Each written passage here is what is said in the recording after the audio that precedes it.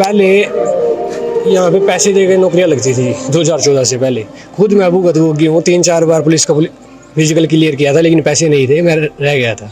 देश पहले 10वें नंबर पे था जी बीजेपी सरकार से पहले, कांग्रेस सरकार में। अब 5वें नंबर पे है जी हमारा देश। नमस्कार, हरियाणा तक में आपका स्वागत है। विधानसभा चुनाव का बिगुल बज चुका है। राजनीतिक दल भी अपनी अपनी जीत का दम भरते हुए नजर आ रहे हैं, लेकिन 4 अक्टूबर को जब चुनावी नतीजे आएंगे उसके बाद ही पता चल सकेगा कि आखिर जनता ने इस बार जीत का सेहरा किसके सर बांधा है। लेकिन जिस तरह से बीजेपी पार्टी द्वारा जनसभाएं और रैलियां की जा रही है और उसमें एक बात दोहराई जा रही है कि प्रदेश में उन्होंने बिना और पर्ची और बिना खर्ची के युवाओं को रोजगार दिया, इसकी हकीकत जानने के लिए इस समय हम करनाल के कैलाश गांव में मौजूद है। कुछ ग्रामीण हमारे साथ इस समय मौजूद है। ज़्यादा बातचीत इन्हीं से कर लेते हैं, क्योंकि दावे कितने सच साबित हैं ये तमाम जो है ग्रामीण वही बताते हुए नजर आएंगे। क्या कुछ कहना चाहेंगे?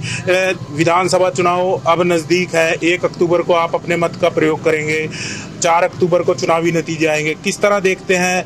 लगातार बीजेपी सरकार कह रही है कि उन्होंने प्रदेश में युवाओं को बिना पर्ची और बिना खर्ची के रोजगार दिया। कितनी सच्चाई है इन दावों में?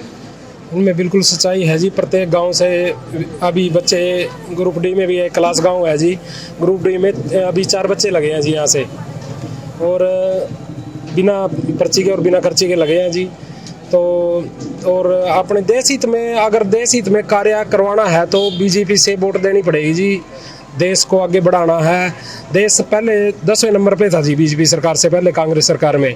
अब 5वें नंबर पे है जी हमारा देश।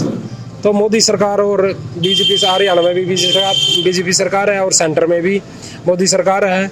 तो हालांकि वोट देना आपका हक है, किसे आप चुने वो आपकी मर्जी है, लेकिन हम इस समय जानना चाहते हैं कि जो रोजगार की मुहिम बातें कह रही है बीजेपी, इसमें कितनी सच्चाई और किस तरह देखते हैं, कितना फायदा मिलेगा इस तरह के? बिल्कुल फायदा मिला भी है जी, आगे भी मिलेगा जी। बीजेपी सरकार ने देखो जी काम, बहुत बढ़िया काम करे हैं और ग्राउंड लेवल पे रह के काम करे हैं जी। नहीं तो पहले क्या होता था जी, देखो कांग्रेस राज में पैसे लेके भी फिरते थे और सिफारिश भी टोते फिरते रहते। अभी ये तो रोला खत्म कर दिया जी, ना पैसे और ना सिफारिश की ज़रूरत है जी। अपना टेस्ट क्लियर करो, जिसमें योग्यता है, योग्यता के आधार पे नौकरी मिल रही है। देखो योग्यता तो अपने अंदर लानी पड़ेगी जी, जिसको नौकरी लगना है तो आगे बढ़ के योग्यता के दम पे नौकरी है जी, जिसमें दम है तो ले जी नौकरी, कोई दिक्कत नहीं है, खुली है जी। कुछ और ग्रामीण है। ताऊ, सबसे पहले राम राम आपको। किस तरह, क्या कुछ कहना चाहेंगे? बीजेपी कह रही है बिना पर्ची और बिना खर्ची के रोजगार दिया, सच्चाई है? मैंने तो आशीर्वाद दिया था, सैनी जी को आशीर्वाद दिया था और कामयाब हो गए।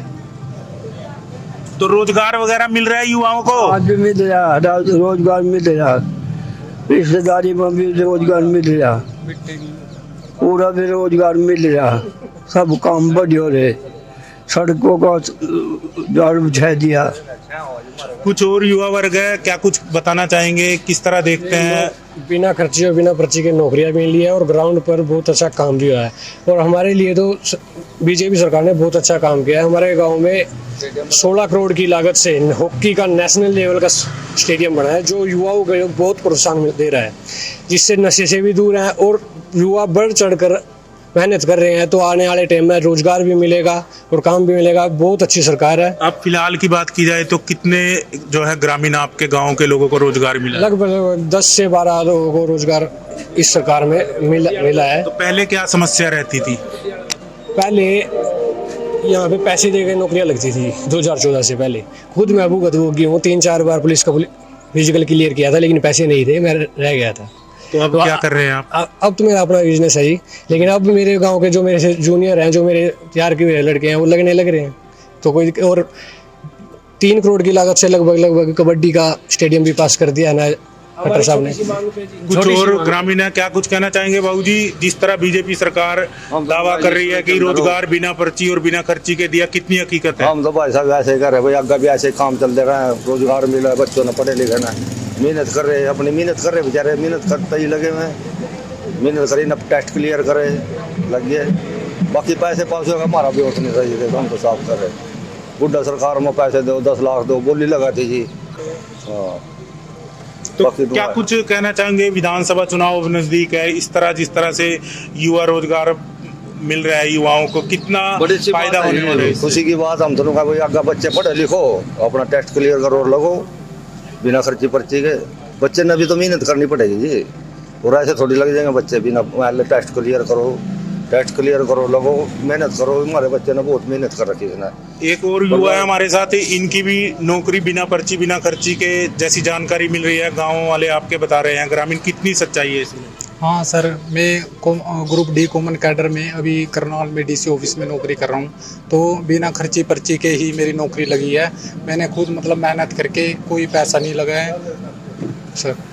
तो क्या कुछ बताना चाहेंगे, कितनी एज है आपकी और कहाँ कहाँ आपने पहले इससे इंटरव्यू दिया? क्योंकि एकाएक तो नौकरी लगती नहीं, कई पेपर और कई एग्जाम क्लियर करने। सर मेरी ये 27 साल है और मैंने तो अभी ही तैयारी करी थी, मतलब इसी सरकार के उसमें पीरियड में, तो मैं इसी सरकार में ही नौकरी लग गया सर। तो क्या कुछ कहना चाहेंगे? प्रदेश सरकार जिस तरह दावा कर रही है कि बिना पर्ची और बिना खर्ची, लगता है कि चुनावी घोषणाएं या फायदा मिला है युवाओं को? हाँ मतलब सर, इसमें कहीं ना कहीं सच्चाई तो है। जो युवा है मतलब अपनी मेहनत पे नौकरी लग रही है और बिना खर्ची पर्ची के ही लग रही है, इसमें पूरी सच्चाई। क्या कुछ कहना चाहेंगे भैया, जिस तरह से अब विधानसभा चुनाव नज़दीक है, आपके गांव के सबसे पहले तो बता दीजिए कितने युवा हैं जो जिनको रोजगार मिला? क्या कुछ बताना? मेरे गांव से लगभग 10 बच्चे हैं जिनको बीजेपी सरकार में बिना पर्ची और बिना खर्ची के रोजगार मिला। सबसे पहले मैं उनके नाम भी बता देता हूं आपको। अमित पोसवाल है, वो हरियाणा पुलिस में लगे थे। उसके बाद ज्योति है, ज्योति भोसले लेक्चरार लगे थे। अजीत जी हैं, वो इरिगेशन में लगे थे। और विशाल पोसवाल है, वो सीनियर स्केल स्टेनो इन हॉर्टिकल्चर डिपार्टमेंट। और ये कपिल जी हैं, ये ग्रुप डी के अंदर हैं। और संजीव है, संजीव एक्स आर्मी से है, वो भी इरिगेशन डिपार्टमेंट में है। और एक संजय है बसंत विहार से, मेरा दोस्त है, वो भी। पहले कितनी जद्दोजहद करनी पड़ती थी नौकरी पाने के लिए? आप पहले तो हमारे गांव से किसी भर्ती में 1-2 लड़का लगता था, वो भी कंडक्टर या कांस्टेबल तक ही सीमित थे।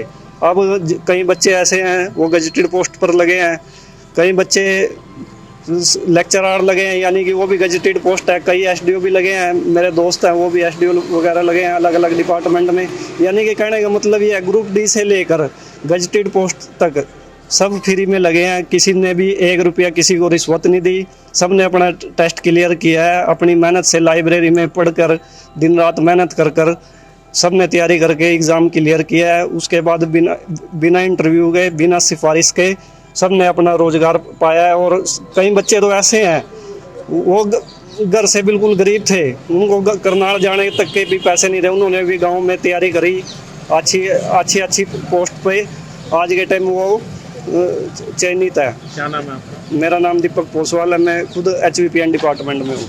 तो ये थे हमारे साथ करनाल के किलास गांव के ग्रामीण। फिलहाल जिस तरह से जो ग्रामीण कहते हुए नजर आ रहे हैं कि बिना पर्ची और बिना खर्ची के उन्हें रोजगार मिला, कहीं ना कहीं दावे सच साबित होते हुए नजर आए। लेकिन इस सच्चाई का बीजेपी पार्टी को विधानसभा चुनाव में कितना फायदा मिलेगा, ये जब चुनाव नतीजे 4 अक्टूबर को आएंगे उसके बाद ही पता चल सकेगा। अगर ये वीडियो आपको पसंद आया है तो इसे लाइक जरूर करें।